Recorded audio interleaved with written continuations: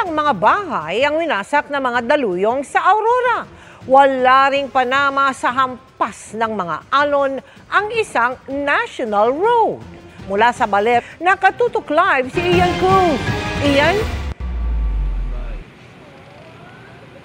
Mel, isolated nga mula rito sa sentro ng Aurora ang tatlo nilang bayan matapos ngang mawasak ang mahabang portion ng kanilang national road. Samantala, Mel, marami ring bahay sa mga coastal areas ang nawasak dahil sa matataas na daluyong o storm surge. Hindi na makilala ng mag-asawang Michelle at Joel Mamugay ang lugar nila nang balikan nila ito kanina.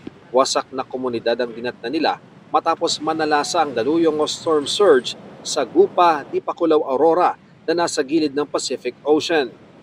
Mabutit lumikas sila bago pa yan mangyari at sa evacuation center na nagpalipas ng magdamag.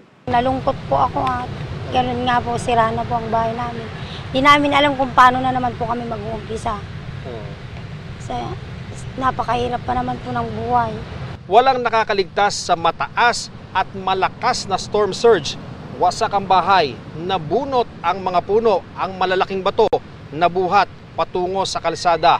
Mabuti na lang sumunod ang mga residente na lumikas, kaya walang napahamak sa kanila. Ang iba, may konting naisalbang gamit bago nawasak ang bahay. Pinuntahan ko pa rin po siya. Nung nakita ko po siyang wasak na po yung mga dingding niya, yung mga gamit ko po sa loob, nailikas ko pa rin po yung mga damit namin. Stranded naman ang ibang motorista sa Sitio Ampere. Nawasak kasi ang malaking bahagi ng National Road. Malalaking alon din kasi ang lumamon sa lugar sa kasagsagan ng pananalasa ng superbagyong Uwan. Kaya tila nagkadurog-durog ang highway.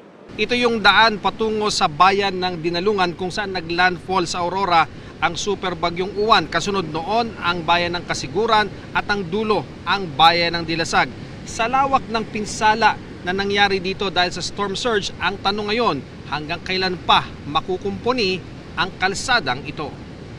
Kasama rin sa apektado ang mahabang bahagi ng bayan ng Dipakulaw. Kaya ang ibang residente, lakad ng solusyon. Nakadeploy na sa ngayon ng heavy equipment ng DPWH para ayusin ang highway. Sa Baler, hindi rin nakaligtas ang mga establishmento sa Sabang Beach. Wasak ang pinaghirapan ng mga negosyante. Iniisip ko, kinokontrol ko lang para malakas ang loob ko. Dahil wala din po mangyayari pag isipin mo na yung ganito ay. Hindi rin nakaligtas sa storm surge ang pader ng Aurora Police Provincial Office. Pinadala namin dito ng heavy equipment, yung backhoe.